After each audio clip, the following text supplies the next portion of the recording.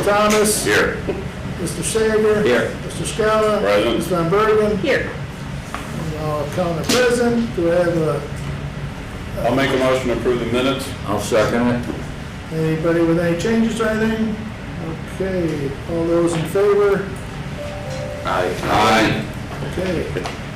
That's carried. Public comment. Nobody for public comment. Nobody for public comment. Member comment.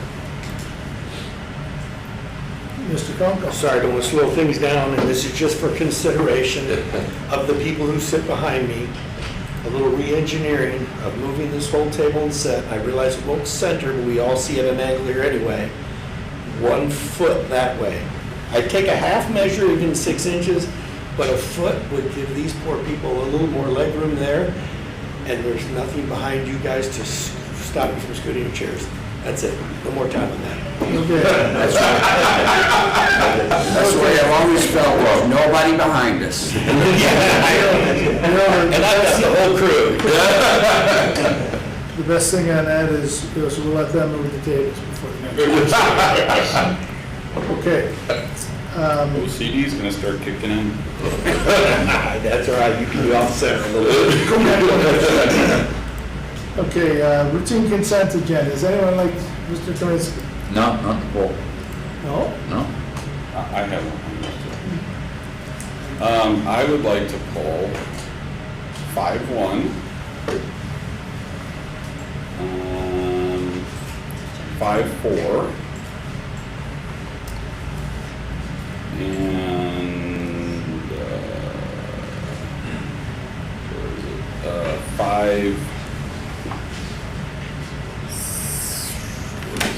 5-9. Just because I always do. I heard the grumbling back there, I already had a part. and I will leave the bridge, the township bridge is on there, but know that I still don't like that, so. Okay. Did you pull Johnson over? I didn't, do you want me to pull that one? Yeah. 5-6. Yeah, Yes, 5-6, yes. yes. Well, let's see now I can. And I had 5-1 too, so it's already pulled. All right, anybody else? Okay, so do I have a motion to approve all the others that were not pulled? I'll make a motion. Mr. Kaminsky, Mr. Kunkel seconds. Okay, any conversation about those before we proceed to a vote? Okay. Seeing none, all those, Ms. Van Bergen, Yes. Mr. Scala, Yes. Mr. Sager, Yes.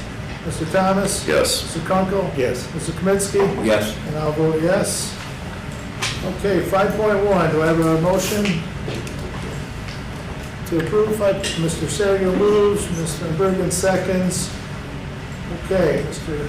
Scala. Matt, do you want to go first? Yeah, in reading all of these and reading everything behind all of this, I have one question. What's this gonna cost? And have we even attempted to make an estimate? I realize we don't know hard dollars, but we need to make some sort of an estimation of what this costs. Not that I'm putting value on human life, I'm just saying, what does this cost the county? So, yes, there is no hard value that I can put on what this resolution will cost the department and the county.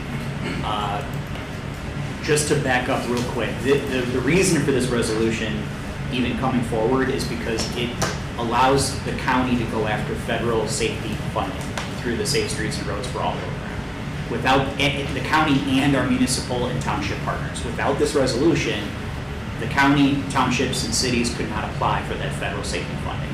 That is a rule that's put in place. So the hope is that this resolution will actually unlock future federal funding that doesn't exist today for the county.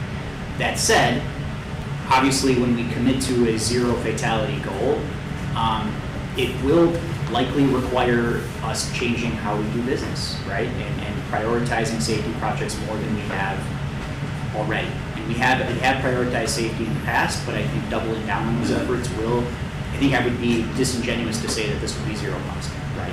But are we looking into hiring a single new body who will take on this task? Because I know you don't have anything to do, so you sure will. A single new body for that portion of it? I can't speak for Joe, but I don't believe the department is interested in hiring any new personnel to do this work. So this would just be an additional workload on the staff we already have? I would call it more a prioritization of workload, right? It's not like we're going to not do the things we're already doing because we're going to focus more on safety. It's just as we do our 5-year program, as we do our long-range plans, I think we need to place an even greater emphasis on safety projects moving forward. I think that's what this resolution is trying to get at, if that makes sense. Thank you. Mr. Scala? Well, Pete wanted to say something. You're the board member.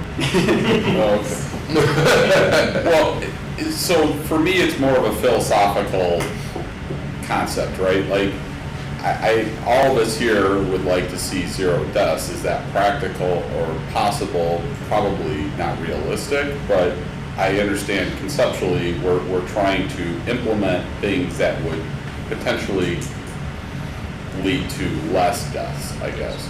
I mean, stupid is as stupid does, right? So, I mean, you can't prevent stupid. I think it's, for me, similar to what Matt's talking about. You know, it's a dedication of resources because we still have a match even with what we're talking about. And given, you know, for me, given our budget conversations that we seem to have every single year, it's a dedication of resources. Even though it's a dedication of resources going towards a good goal, it's still a dedication of resources. And so it's, I guess I'm bringing it up, not necessarily looking at staff, but looking at us as board members saying, you know, is this where we want to be spending our money, you know? And, you know, we're going to have those kind of discussions when we have our budget, kickoff budget meeting. But, you know, I don't necessarily have a problem approving the resolution, but I didn't see anything in there, which maybe you purposely didn't put in there, but you know, saying when funds are available, or if funds are available, or if funds approved by the board, or something along them lines. Because I don't want there to be a misperception that, you know, we are dedicated to putting funds towards this goal year in, year out. And I don't know that, as a board member, I feel comfortable saying that, because for me, I have to weigh everything versus just one resolution. I understand, yeah. Mr. Sager? I appreciate the fact that the resolution was pulled. I think it was worthy of discussion, so I'm glad that we are discussing it right now. And I share exactly everything that's been said. I think it's a diversion, if you will, of a priority to some extent. And we have so many other priorities that we're focusing on in terms of improvements on construction projects. I guess what I have decided to do, and I support this resolution, I've decided to say and to use improvements to bridges, for example, as a safety element. I think we're just kind of emphasizing the fact that to justify all of that, we use the safety element of that. It's no different than, you know, all the other types of things that we ultimately do. There's always in transportation an underlying foundational value of safety itself. So I just see it kind of as a supportive statement, and then we look at all these projects that we have and we understand that safety has to be a high priority. So that's the way I've chosen to look at it. And I didn't say it initially, but everything we do here has a safety benefit. Everything's from bridges to widening roadways to intersection projects. I mean, it's woven within everything we do. So I don't want people to have the sense that we haven't been doing safety stuff, because we have. It's just, this commits us to a goal in the future that we can strive to. Pete's indeed thought here. Yesterday afternoon at 5, DOT and consultants hosted a fantastic Randall Road presentation, open house for the community. I got there at 5 after 5. Lake Hills Village Hall was jammed. The first woman that I kind of came in contact with, she sees I'm wearing a badge, and she's grabbing me and upset about the pedestrian crossing at Randall Road at Miller. She lives on the old side of Lake Hills, on the east side of Randall, and she likes to use the park on the west side. And I didn't know the answer, but she's like, it's gotta be better. I said, I'm confident it'll be better. It's gonna be a safer intersection. It's gonna be a safer intersection. I was able to track Scott and Darrell down and show some pictures, and it's gonna be a lot more improvement, and it's gonna be a lot more pedestrian friendly. That connects to 2 points. Scott did a wonderful presentation last week to the MCEDC investors on transportation. And we talked about, once the Randall Road construction is done in 2 more summers, right? That's the last really monster project that the Division of Transportation is going to work on for the foreseeable future. And some of the resources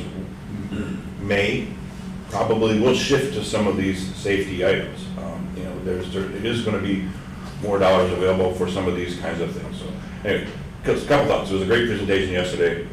The pedestrian flow up and down Randall and across Randall is going to be improved, and that's an element of safety. But when we get done with Randall, there is going to be more ability to focus on some of these safety issues, and the resolution like this kind of unlocks some of those opportunities.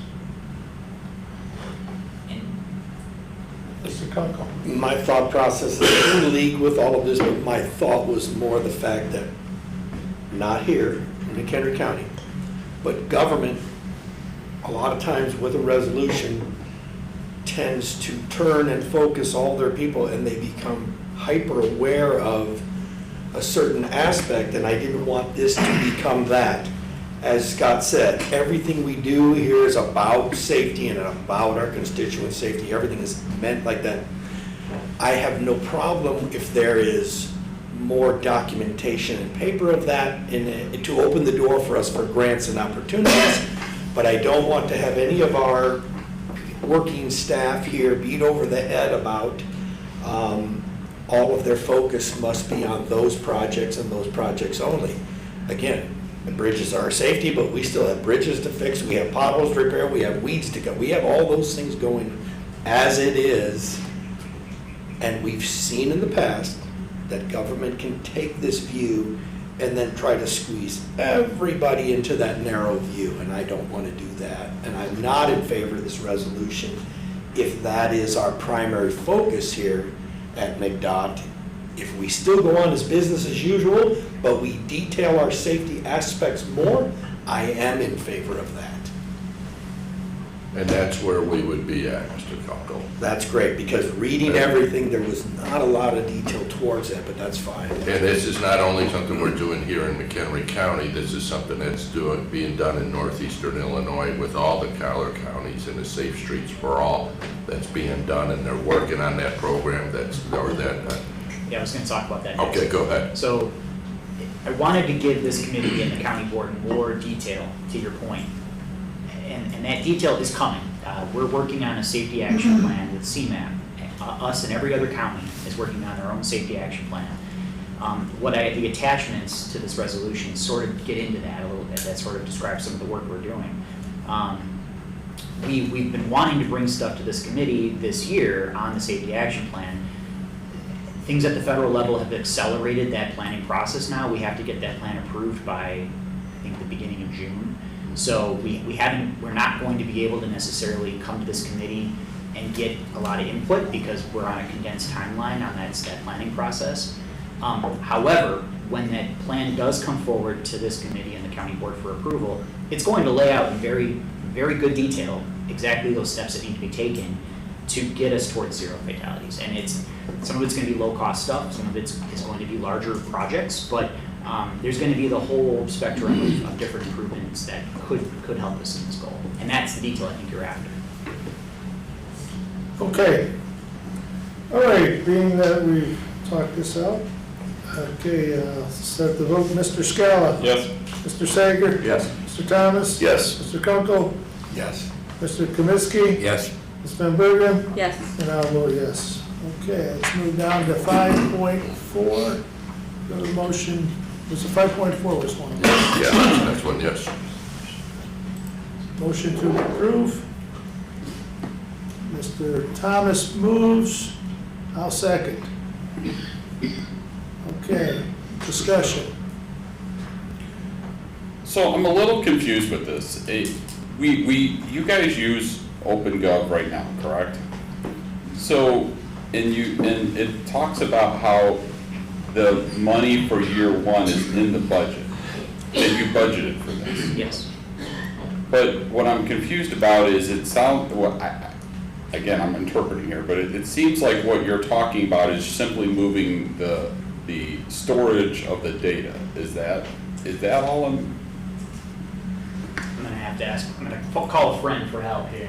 So, Keith, come on here. Am I the friend? Well, because I think, I don't have all the details, I'm not part of permitting section, but it's a valid question that we can ask, we can answer, I think. And I'll stand with you. Sure, where did our podium go, by the way? Has that just disappeared? I'm going to my colleague for some answers for the technical. My name is Keith McGraw, with the construction division and the permitting section with the county right now. What we're looking to do is establish a permitting software that we don't have anything right now. We use Microsoft Word, Microsoft Excel, pen and paper, and file cabinets. We're just trying to modernize the permitting software to the current standards. We did an in-depth study of the counties around us to see what they do. I had extensive experience in this with King County for 16 years.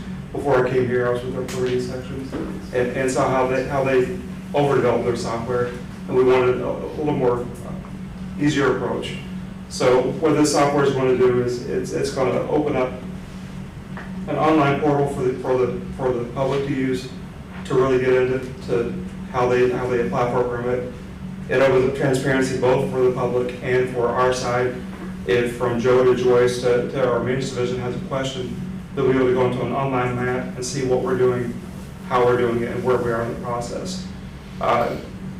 Permitting is a very small staff right now. We're 2.5 Ray who just sent out. One technician and myself playing 2 roles right now. So, and when Ray retires, we'll be 2. It'll help us do things more efficiently, more effectively. It is an add to the existing OpenGov licensing. We use OpenGov throughout the DOT. It'll tie into our cartograph system and our ArcGIS system, so the mapping will be there. One of the other big things for me is eventually, day one it won't happen, but as we build, design will be able to use our tools, and construction can use our tools, see what we permitted in the field for ComEd and I-Corps, or even access points or whatever, to see real-time things being built when they were built. And it aids both our design and our construction group without going back to vaults and digging through the paper. So it's just to be more efficient. And it is a cloud-based program. You mentioned storage earlier, so it's all, storage is part of this contract as well. Right, okay. And it's important to note, year one, there's an implementation fee to sort of get us on board, trained and all that kind of stuff, but year 2 through 3, it's just the annual lower subscription rate, that's the cost of it. So is what you're talking about, is this an off-the-shelf program, or are they custom designing a program? A little bit of both. The permitting module through OpenGov is an off-the-shelf that's customized for each individual user. City of Woodstock, Woodstock uses the OpenGov licensing. Several of the communities in the county, and I'm drawing a blank off the top of my head, I apologize, use it so that they customize it to exactly what we want. And they'll work with our GIS technician, Colleen, staff, and myself to develop a program that we want to use, and then train us to change it ourselves. So if we find something that doesn't work right, unlike a lot of other programs out there, where you have to go out to them and say, this doesn't work, let's change it. Okay, we can do that for a fee. OpenGov trains us how to do it, and we do all of our changes and all of our maintenance in-house, and they're just kind of a background assistance for us. So that was the main reason we chose OpenGov. This may be more to you, Pete, than you guys.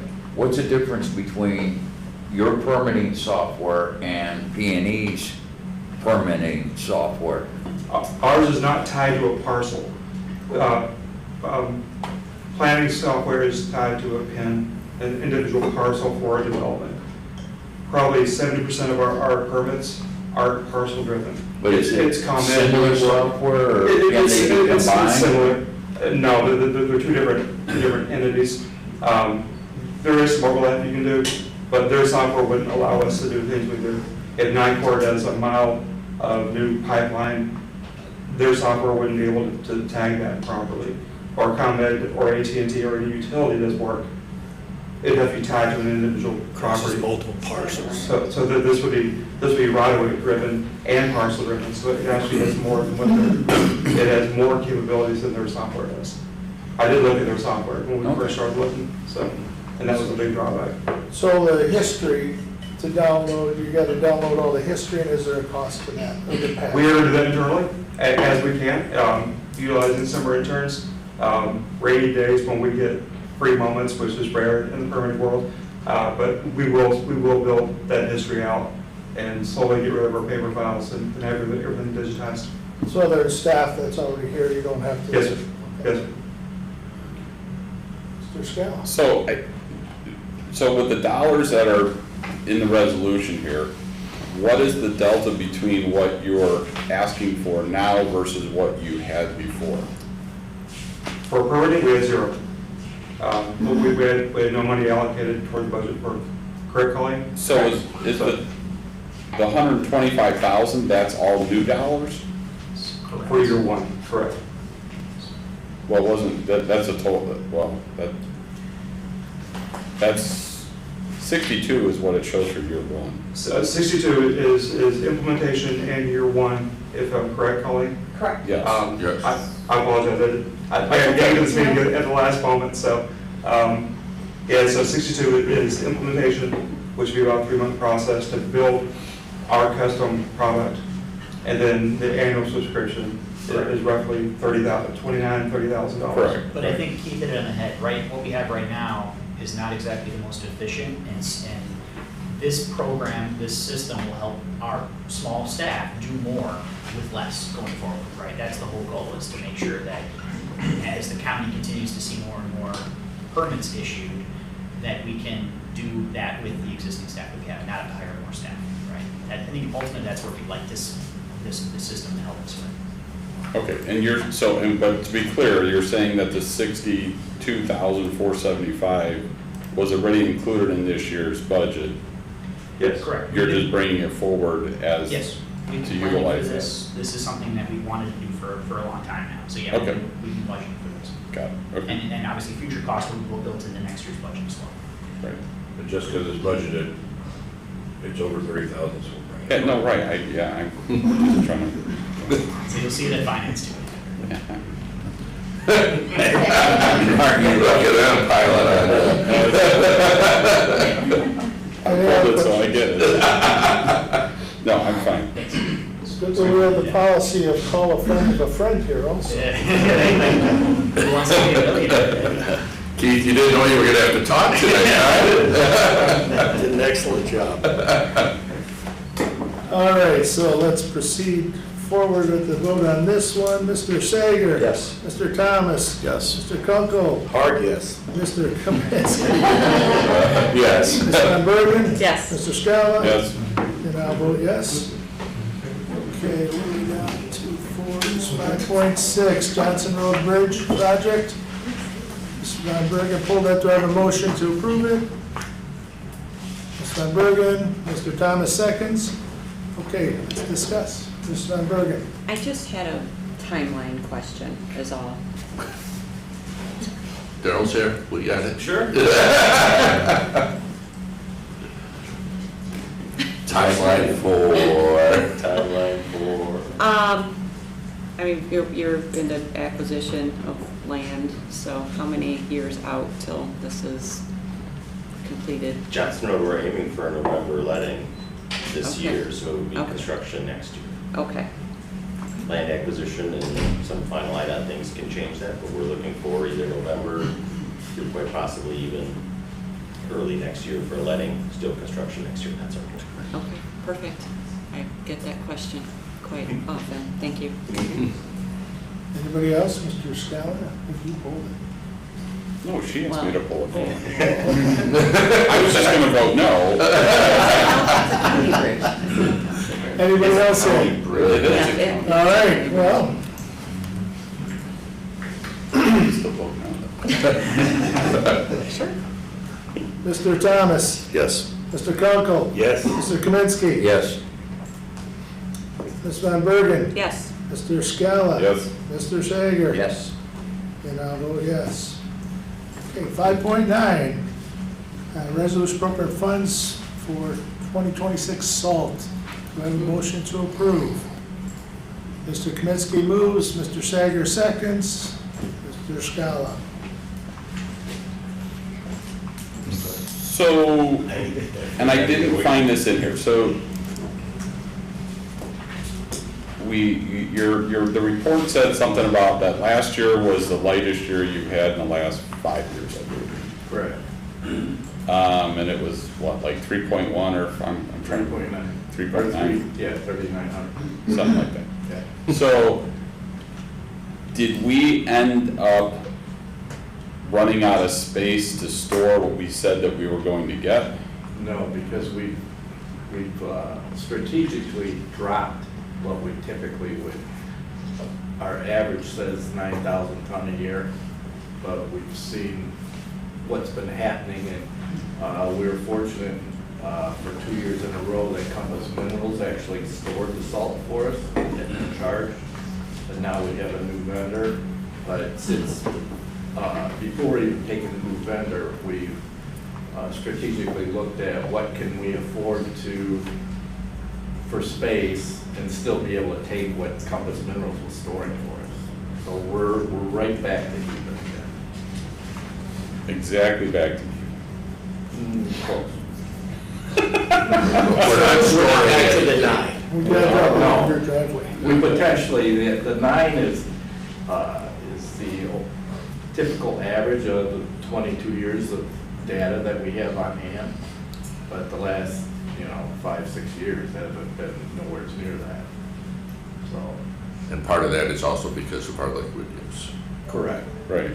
I mean, when we first moved here, our average was 15,000 ton. And by implementing the liquids, we dropped it to 10, then to 9, and we're slowly continuing to do that. The most we ever used in a season was 16,000 ton. So, but our average is still right around 9,000. Okay, so in our capacity to store is 59? 5.9, sorry? Our own? Yeah. No, it's around 5,500. Okay.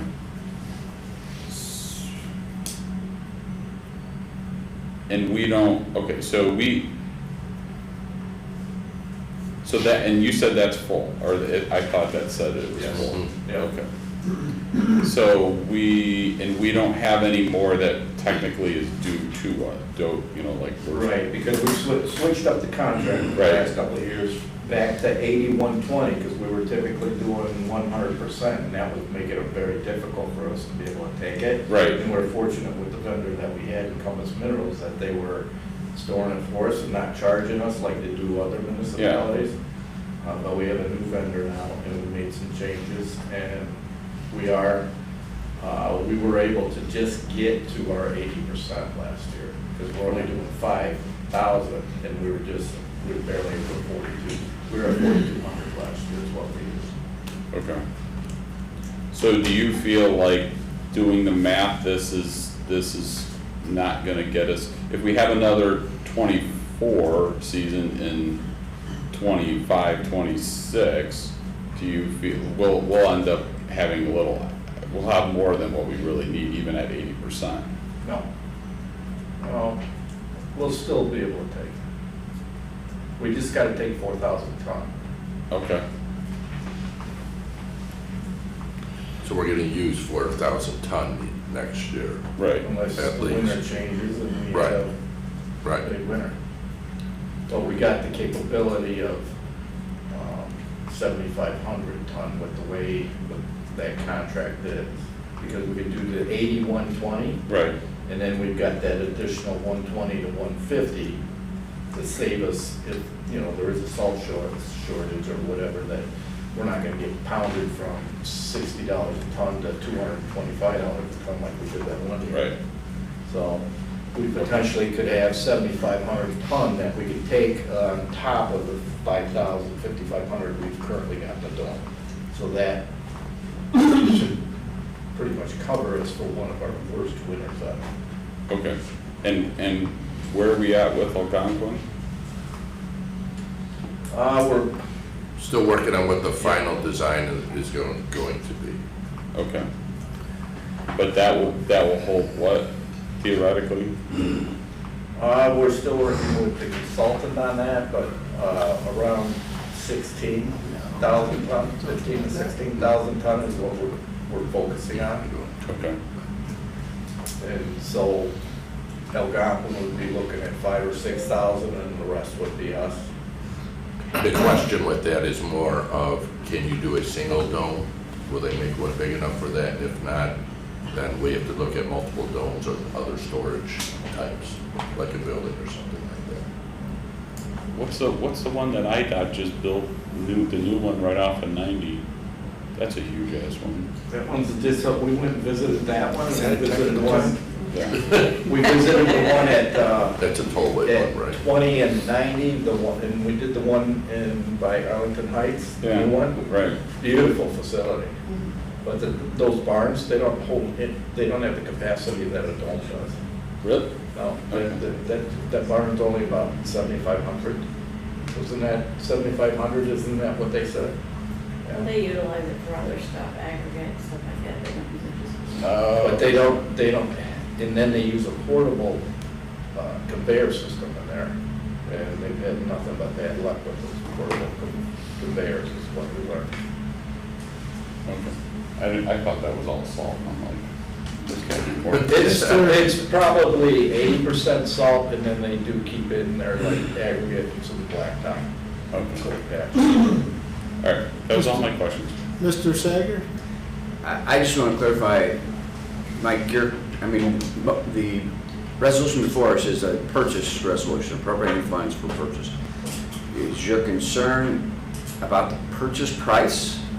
No, the Or quantity. you're just looking at quantity and you're looking at our capacity to store it? Is that correct? Yeah, we had, before you got on there, we had an issue with I understand.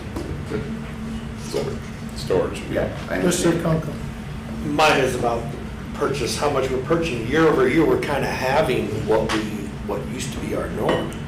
It just makes sense the last 2 years. We should have stock enough right now paid for the winters we have been having.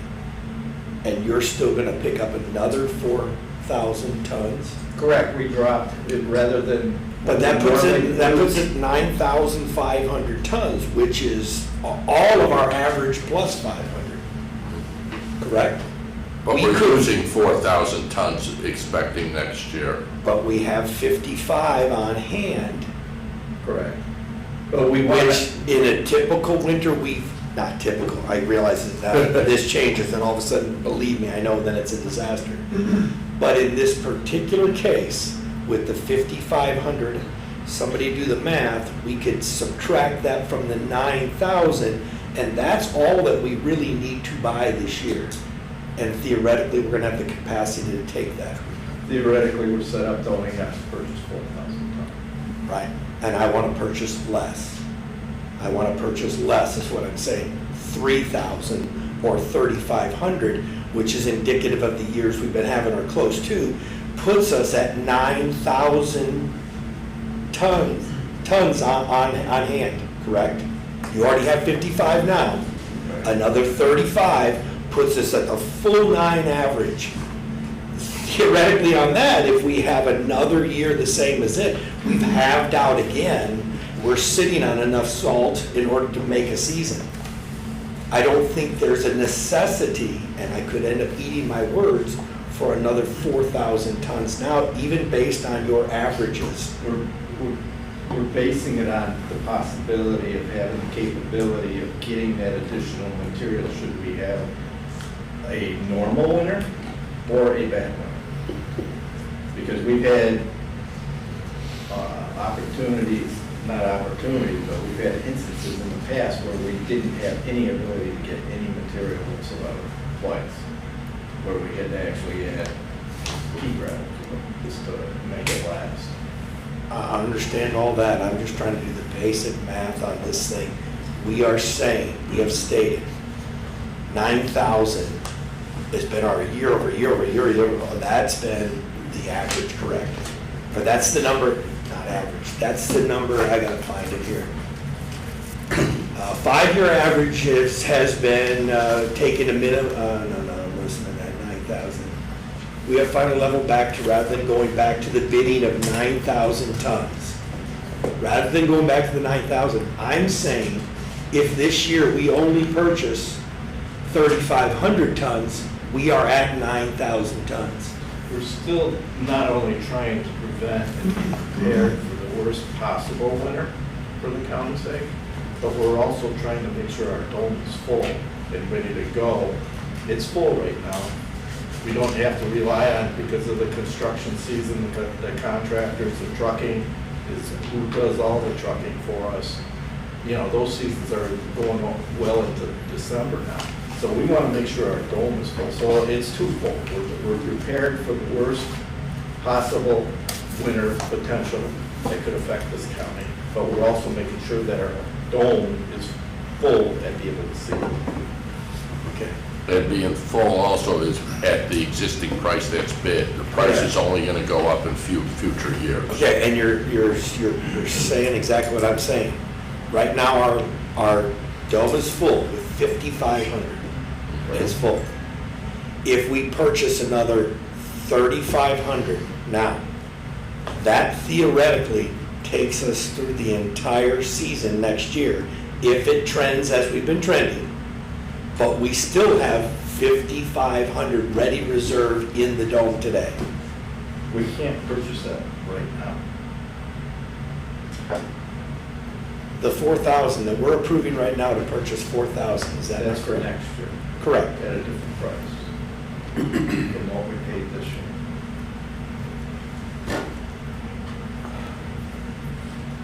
I think 114 over 104 last year, something like that. It's not that much difference. 2 years I'm ago, surprised. yeah, it was 2 years ago it was 114, last year it was 103 something, and now it's going up to 107, I believe, or whatever.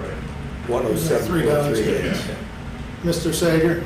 2 questions. First off, this is a joint purchasing agreement, right? I mean, we're doing this in collaboration with other units of government, correct? Yes. Does the county have a minimum under that agreement that we have to purchase? Correct. 80%. 80%. Of 9,000. 4,000. 4,000. Of 5,000. 80%. 4,000 is our minimum. Yes. Right. That's what we have to purchase. Okay, so that's in our purchasing agreement. So the second thing is, do we have a mutual assistance program here? Is that part of this? So that should a particular community fall short in a bad season, that we step in and help them, they can borrow from us and then they can repay? Do we have that type of agreement at all? No, we do not. That's the whole reason of looking for an alternate site. When there's a shortage, everybody's short. Right. And when you're trying to secure product, there is going to be a hierarchy, i.e. the state of Illinois and the tollway will get their salt first. Right. And the municipality will not get it until later. Plus, they're in a lot of times the position, they don't have anywhere to store it like Right. this. So they do the just-in-time delivery, and that's where it makes real hard to secure the product when you need it. Right. I mean, we went through this how many years ago, and there were pretty significant shortages, and we had Yes. real challenges with that. I mean, I understand what our colleague is trying to do, and I appreciate that very much, but I also think that this is one of those unfortunate things that it's the what if, and I hate to play that game, but that's the reality of Northern Illinois. I mean, I appreciate absolutely what you're trying to do, but I just think we need to continue our process and planning, because Well, I kind of thought it was, because I thought 9,000 was the process or the plan. And 3,500 now on top of what we have is the 9,000. So maybe. But you have a minimum 4,000. But you gotta buy a minimum of 4. No, that's what we went out to bid for, wasn't it? That's what we went out to bid for 5, we have to pay 80%, is that not correct? So we could have gone out for bid for 4,500 and taken whatever. And I'm not extrapolating 80% of that, but yeah, we could have done that. Yeah. And especially because we've been trending about that 3,500, 3,900 year over year. Again, I do realize this is Northern Illinois, nothing's a given. But if we in fact had the new storage facility up and operational, I would have no qualms about having that, both units full. But instead, we're buying salt that in the end, we could come up to the end. If we even have a more mild season, we could have a thing where we're giving back salt. And that happens too. Okay. And we're giving back taxpayers' money is what we're doing. Well, again, I appreciate it, and we're playing the what-if game here. Right, no, and I'm not playing what if. I'm still saying 9,000, still good with 9,000, but we're doing above that 9,000. And I can still live with that, but again, I would like to be as fiscally prudent as I can with these dollars. So in a bad winter, we'd use 15,000. 16. Yeah, and But even at that, we're only appropriating 9,000 either way. Even if we have a bad winter, it's not like Matt's put the death knell on this by 9,000. All we're talking about is 9,000, correct? right, and we only pay for what we take, so if we can't take it, Understood. we don't order it. Understood. So there is no money going back and forth with it. It's purely on what product is not delivered. That would be the difference for the storage, but I can tell you, as Ed said, is that we have a strong history of knowing what our needs are. And those years, the what if was trouble, and we had to bring forward, I mean, here, the year that we had to bring the resolution when it was over $200 a ton. Right. We were only able to secure that, Matt, because of our relationships with the salt companies. I've lived the scenario. I'm just not trying to get a bunch of paranoia and stuff in here. I'm still dealing with the 9,000 tons, to my mind. And again, if we had the available storage space, that is less of an issue. This will iron out, I guess, with Algonquin and all that, and I'm not.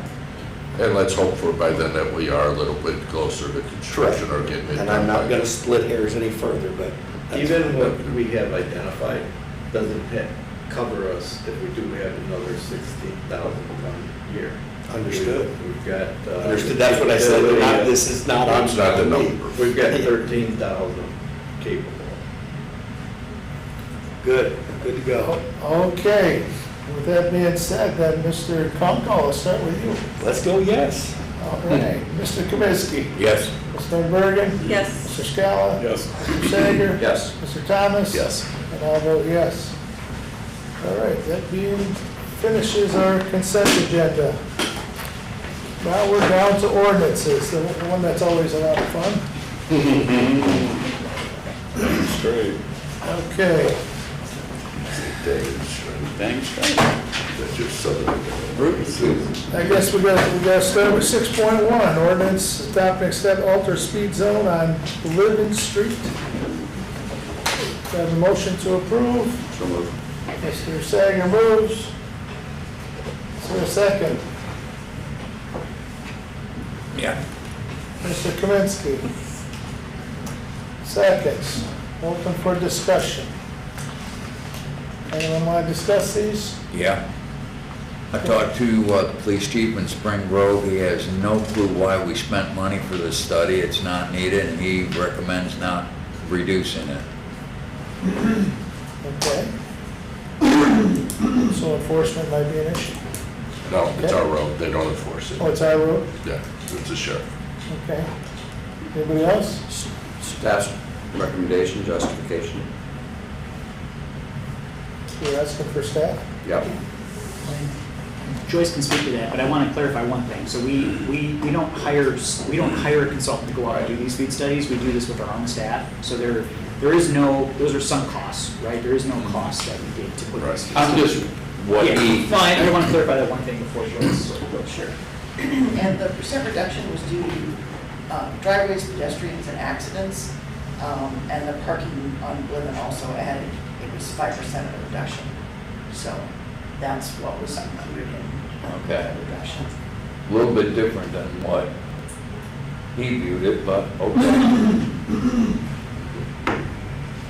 He viewed it as like, there's never a problem, they're not down there. Yeah, Well, it's a county road, they probably aren't.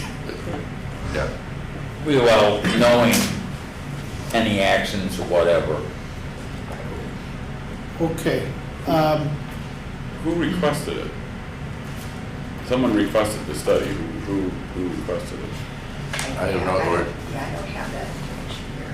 Where the request came from. It can be that, it can be coming from internally, that we look at it, what the actual history is. It could be based on when we have meetings with other village staff with it, and that it can be of multiple different things. We don't have it right at our fingertips. Any other questions?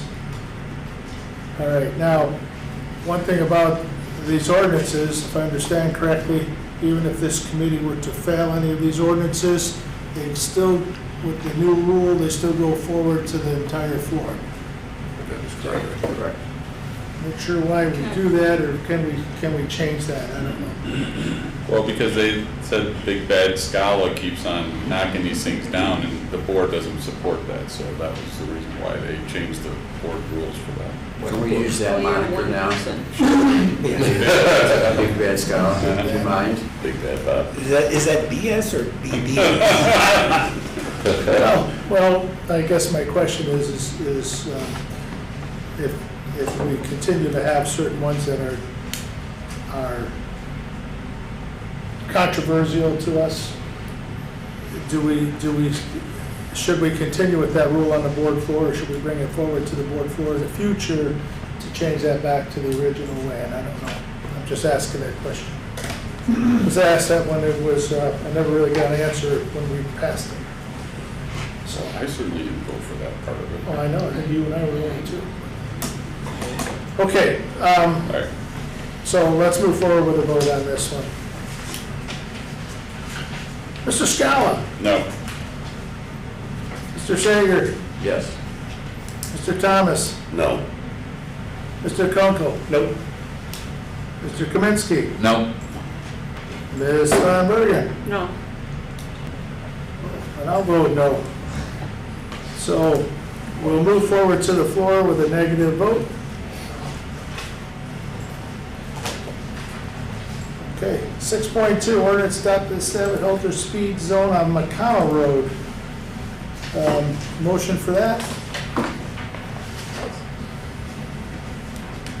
Anyone? Mr. Kaminsky, Mr. Thomas seconds. Okay, discussion on that one?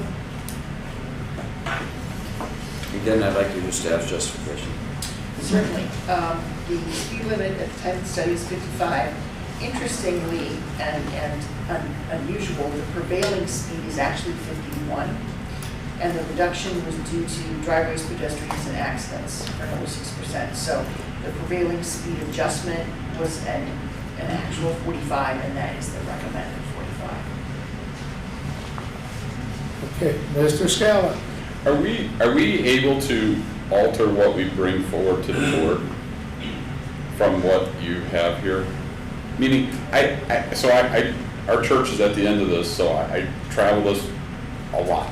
And I agree 55, and honestly, it's just because it's up and down and hilly versus anything else.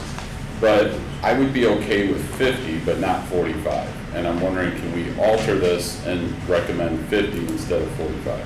Not on a speed study. I thought we did that last time. The number is based on the actual study, so. I understand.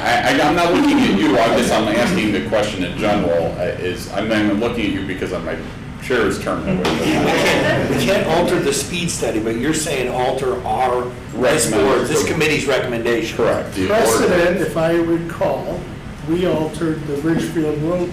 Yes. But at some point, it comes to which of us are engineers to have made that call to alter a speed study. Not alter the study itself, but to override that speed study. So you just I say you have to vote on what is here. No. If you're no, then you're no, and they can come back at 50. The speed study ain't gonna change though, that's the problem. It's not gonna- It's, the data's the data, right? So, what, I mean, they could theoretically go on a different day and the prevailing speed may be higher, which then would Lower. or lower, yeah, I mean, so let me know when you're doing the speed study.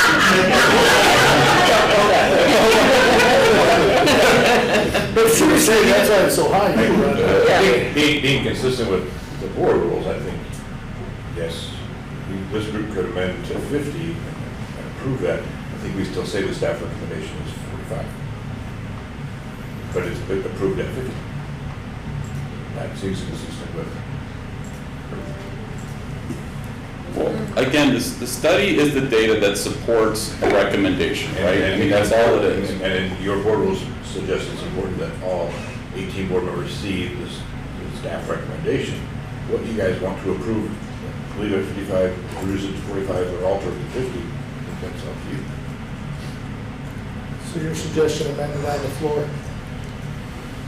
Well, You could amend it here. you can amend it here. It was amended. You still gotta be amended to presented that 50. it's 45, but that the Amended to committee 50, suggests. Staff recommendation is 45. So are you making a motion to amend that to 50? Well, I'm allowing discussion to happen eventually, yes, but Done discussing. I guess I would say I would okay on amending it, but I would still probably vote no on it. So I'll vote what on do you it. want me to make a motion to amend? You have the floor. Okay, so I'll make a motion to amend the recommended proposed maximum speed limit to 50 miles per hour. Is there a second I'll to that? second. Ms. Von Bergen seconds. Okay. Any more discussion on that? All right, let's move to a vote on that. and I'll But do don't we have to roll vote call. on the amendment first? We got to vote on the amendment first. You can just do it as a voice vote. You don't have to- I mean, you can't. All those in favor of the amendment? Aye. All those opposed? Nay. Okay. Then we'll move forward as amended, reducing to 55 instead of 45, 50. or 50. Well, 55 for Scala.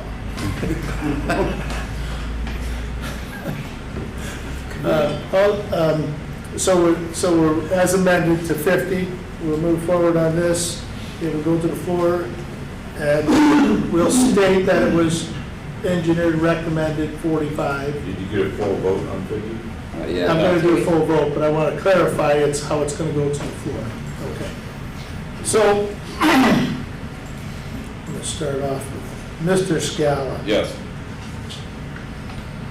Mr. Sager. Yes. Mr. Thomas. Yes. Mr. Kunkel. Yes. Mr. Kaminsky. Yes. Ms. Von Bergen. No. And I'll vote no. Okay, motion carries. We'll move to the floor. 6.3, Hyatt Road. Is this exact one been before us before? I believe so, yes. Yeah. Yes. And did it fail on the full board floor? Yes, it did. I don't believe this one went to the full Yeah, it board. didn't go to This the bill full here. board. I thought this was the one when we changed the process. No. It wasn't. It's Further further north. Further north, okay. Okay. Well, let's get a motion first for it. So a motion, Mr. Sager moves. Mr. Kunkel seconds. Okay.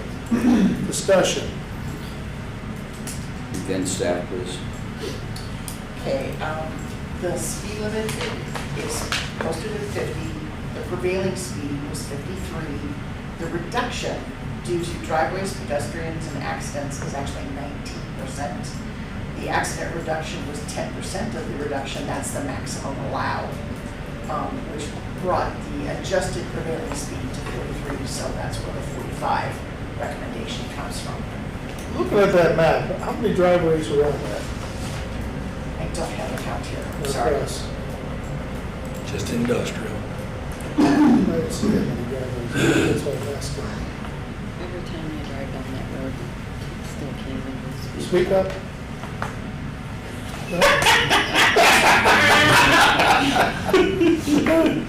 Got to be able to record us. Okay. That was an example of wisdom right there. Anybody else? All right, let's proceed to vote on this one. Mr. Kaminsky, No. Mr. Kunkel, Nope. Mr. Thomas, Nope. Mr. Sager, Yes. Mr. Scala, No. Ms. Van Bergen, No. and I'll vote no. So that will move to the floor with a negative vote. Okay, 6.4, Spring Grove Road, ultra speed, and I guess Mr. Sager would ask that. All right. Oh, motion. Just so you said, Mr. Sager moves. I'll second it to have the discussion. Go ahead. All right, the speed limit at the time of the study is 55. The prevailing speed is 59. The reduction due to driveways, pedestrians, and accidents was 16%. The accident adjustment was 5% of that. So the adjusted prevailing speed was actually 49. So the recommendation is 50. Okay. Mr. Kaminsky. Again, talking with the two chiefs, they're like, this is quiet, but actually they had a suggestion, if the county wants to do something, put a stop sign with the flashing LEDs at Ringwood and Johnsburg Road, which this is leading down to Miller. But they were, you know, granted it's county road, but there's still travel on it, and, you know, they convinced with our sheriffs, and they didn't see any problem with it. Okay. Anyone else? All Do we right. know the origins of this request? No, I don't, but if you want that information, I can get it for the board. I mean, was this multiple requests, or was this just a single request, or what do you think? Don't know. We should always bring that forward to us, that information, because there's always, sometimes it's one person doing it. And Sometimes it was multiple. sometimes it's staff, based on staff. Right. Yeah, I suspect that's what this is. This includes the intersection of Spring Grove and Miller Road, which we have a public meeting tonight for a safety project at that intersection. So this corridor between Sunset and Ringwood is an identified safety concern that we have, hence the project that we have at Miller. And so I would guess, not knowing exactly, I'm guessing this was internal recognition. I mean, that's one of my bottom line justifications for my votes in support of these types of studies and the outcome and recommendations from staff, because I do think that we've charged staff with assisting us. I mean, we aren't necessarily expected to know all of these particular situations on a historical basis. And so we look to staff to make those recommendations. And so I have a tendency to, and I've always done this, whether it's here or whether it's in the city of Woodstock, that staff come forward with factual information and they further that recommendation. If they don't further that recommendation, then I certainly wouldn't be here worried about it, but they do, and they have, and I support their analysis, bringing it forward to us. So that's my bottom line justification on these votes that I'm making. And Scott, you said with a lot of the recent meetings we've had up here, the number one concern most people always come up to you is they're going too fast. Yeah, that's Always. every single intersection safety project we've had we've had 5 public meetings in the last 3 weeks. Every single one, the number one concern is speed. And we tell them that, yes, these roadways we bring forward, but the county board has not approved speed reductions in the past, but that is the number one thing that they're concerned about, is just reducing speed. And they don't care about, roundabout, stop sign, they just want speed limit reduced. And they think that is going to go a long way. Now, whether it will, I don't know, but it is a common theme throughout all of these projects that we see. And based on the speed report, they are speeding, even over the existing speed limits. Some of them, yeah. And what we tend to see with these speed reductions isn't necessarily immediate compliance. If we're not seeing compliance now, we don't really expect compliance later to be terrific, but that's an enforcement issue. And whether it's municipal police or county sheriff, everyone's stretched in to work through the enforcement side. But what we do see is when these brackets, like in the numbers Joyce was saying, we tend to see 8 to 10 miles an hour is the average of people driving over a speed limit. That's very common. But when we move that number 5 miles an hour less, or in the one case perhaps 10, people are typically going to continue doing 5 to 10 over whatever that posted speed limit is. So are we getting compliance? No. But when we reduce the traveling speed by 5 miles an hour, we reduce severity of crashes, and people get home safe.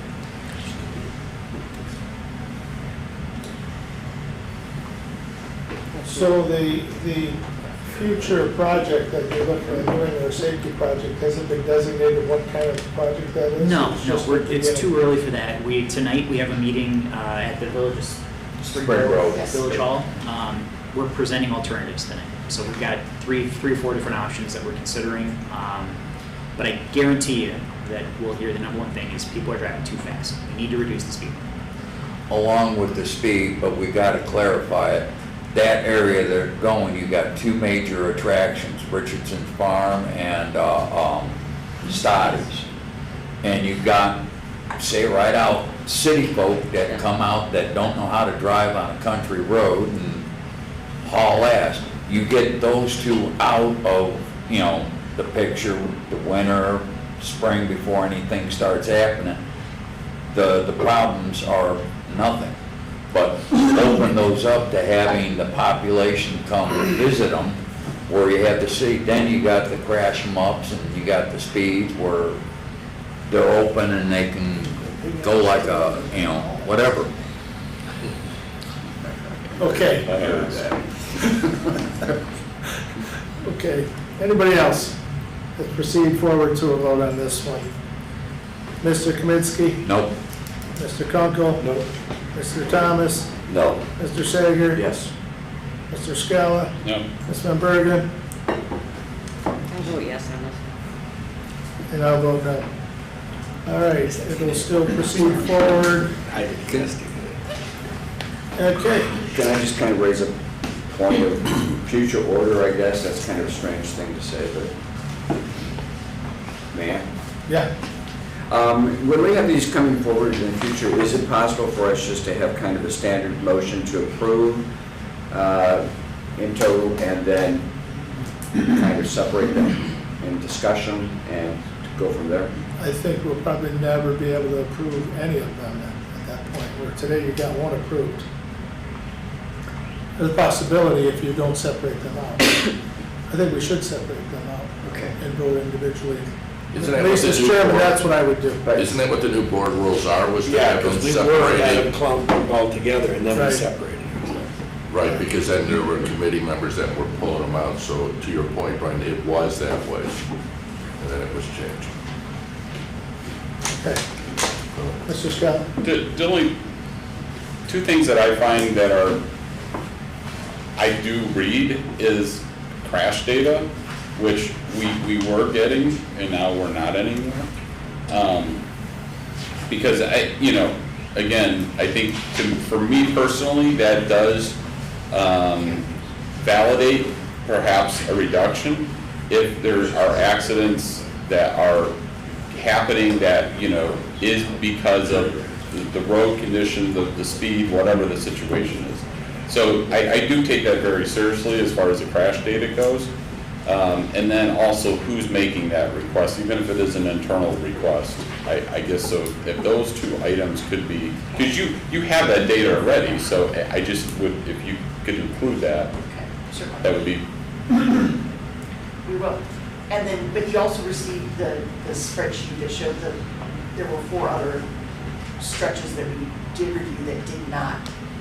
Correct. Right. Under staff report on your agenda, we Sure. did look at 4 more that did not recommend any reductions. So, Just so you know, they don't always. no, correct. Well, Mr. Scala, that's a valid point though, because that's always been in the past very helpful. Especially when you get to some of these intersections and stoplights and that we discuss. Let's just call that the Scala rule. That's going to be the Scala rule. Well, we're requesting to go to zero tolerance, right? And crash data is important for that goal that we're And going to be. it's part of what we look at. Yes. Right. Yep. Another big piece of this whole puzzle, though, is, and it's the only one that has been proven time again to be effective, is enforcement is the only thing. We can change these numbers to anything we want without diligence, and to Absolutely. Carl's point, even if we had higher levels of seasonal enforcement during that time zone, that would create that slowdown. But again, our police officers, our sheriff's department, understaffed and overworked, I understand that. But we have to be realists that we can fudge these numbers all over the place. Without enforcement, this doesn't happen. Right. That's our zero vision right there. What's shocking at these public meetings we've been having is the support for automated speed enforcement is way higher than I ever thought. People are asking for speed cameras to be put on all of these roads that speeding is an issue, which is a shocking thing for me. I thought there was less support for that, but among people that at least come to our meetings, that is the number one thing we hear too, is why aren't there speed cameras here? There should be Mike, speed smile. It's because of the lack of staffing at the sheriff's department, right? I just have an open account with the city of Chicago, you know. You better be careful there, because they've got a test where that's Bill in Springfield It's right coming. now. It's just a matter of That when. it's gonna, cameras on both sides, and they're gonna use AI, and it's gonna be automatic ticketing, I believe. And they're gonna force that on the counties too? What, no, it's a test project. Just a test project. Right, but they're doing it on Lake Shore Drive, I believe, all the way from the north end to the south end, so if you're driving in Chicago, stay off of there. As Carl would say, that's just for the city folk. Okay, let's go down, let's do business, staff recognition. All right, we have a couple staff recognition here today. You're gonna go first? Yeah, sure. Scott? Okay. Come on. I don't think I told you we were going to do this today, so. Drew Duffin, you guys might know him as our planning liaison. He actually was promoted on April 21st to our transportation planning manager. So he's going to not only oversee the planning liaison program, which is the council of mayors and regional coordination of CMAP, but also our transit coordination and our long-range planning and programming section. So he's worked here for the last 2 years, so he's coming up on his 2-year anniversary soon, but over that time, he's made an impression on all of us. In his new role, he will oversee a staff of 3, as I mentioned, public transit and other things. He, just as a reminder, for those that don't remember, Drew graduated with his master's in urban planning at University of Illinois at Urbana-Champaign, and worked previously at the village of Frankfurt before he came to us 2 years ago.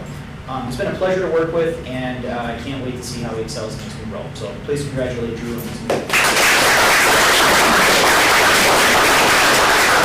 Glad he's sticking around a little bit longer and excited to get to work. So, thank you. Thank you. Congratulations. Ben, you gonna introduce Christian? Yep. All right.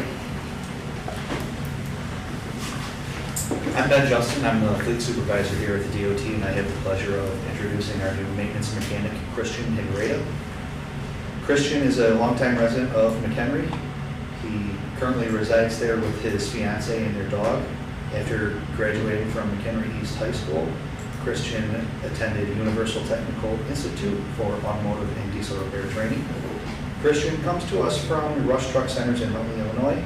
In his spare time, he enjoys riding his motorcycle, boxing, fishing, and golfing. Please join me in welcoming Christian.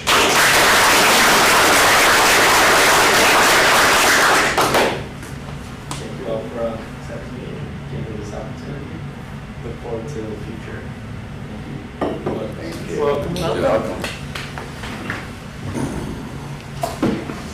All right, presentations. Who's on first? So, correct me if I'm wrong, Darrell, we were going to do a presentation today with our bridge consultant, but we pushed that back to next month. Correct.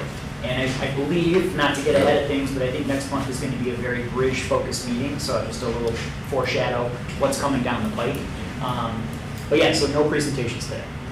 But you're building a bridge to next month. That is correct. Well done. Just get the wetland correct. Okay, old business, any staff report? We do. Jeremy? Yep. Morning, guys. I wanted to give a good update for the Vander Road Bridge project, but first I want to start with a recap, just because it's been a while since we talked about it. I'm more remember Thomas to get him up to speed here. Just to recap, February 2024, under a bridge inspection from our consultant at IDOT, we determined that the Vander Road Bridge, which is a Hebron Township structure, needed to be load posted to 18-ton single axle, 22 tons two or more axle, as well as put a lane modification along the center of the bridge. The center beam was no longer able to support live traffic anymore, thus resulting us needing to shut down that part of the bridge, and we installed delineators. So from all that happening and knowing how it was going to affect the farming community and the winter operations for Beaver Township Highway Commissioner, we moved forward with the project, as you guys recalled, and then that project is going to be broken up into 2 phases. Phase 1, we were able to start at the end of last year. Phase 2 is what I'm going to give you an update today. And so phase 1, which we started and completed October of 2024, allowed us to address the load posting on the bridge. And that was due to deterioration in the H piles, so part of the substructure of the bridge. Those were no longer able to perform at full capacity. And so we encased the concrete H piles that were deteriorated, thus allowing us to get the full load posting off the bridge so that Zeke and all the Beaver Township staff could perform winter operations this year. And then phase 2 would address the lane restrictions that we have right now, and not only replace that deteriorated beam that has the delineators, but we identified that there was going to be additional beams that were going to get to that point anyway. So the project scope then turned into a full deck replacement, and that's where we started with Justin here. This past Monday, we were able to shut down the bridge for phase 2, 2 weeks ahead of schedule, thankfully due to the mild winter that we had. Plenty of advanced coordination with the school districts and fire EMS and garbage and stuff like that. And so all the deck beams have been removed.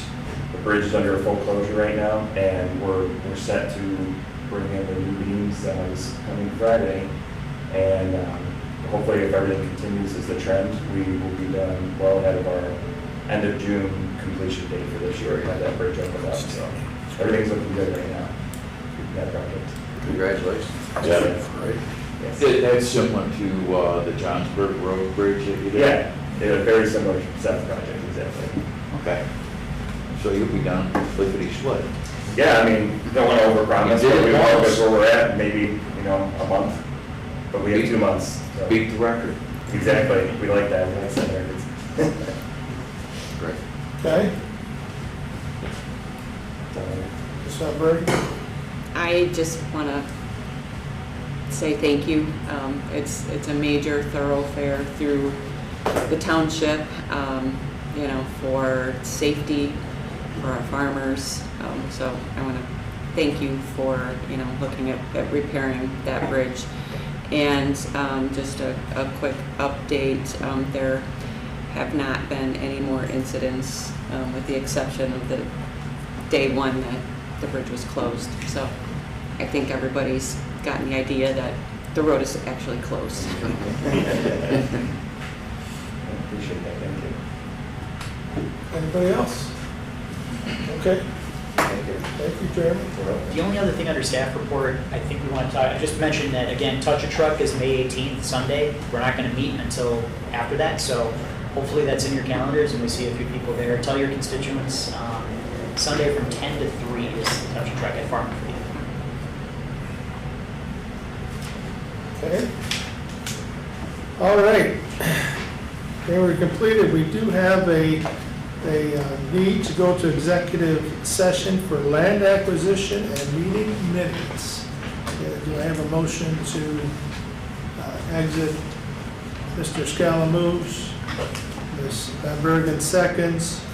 So we'll be, all those in favor of leaving the current meeting and going into land acquisition and meeting minutes approval. All those in favor? Aye. Those opposed? Okay. Let's switch over. Scott, what was it now? 10 to 3.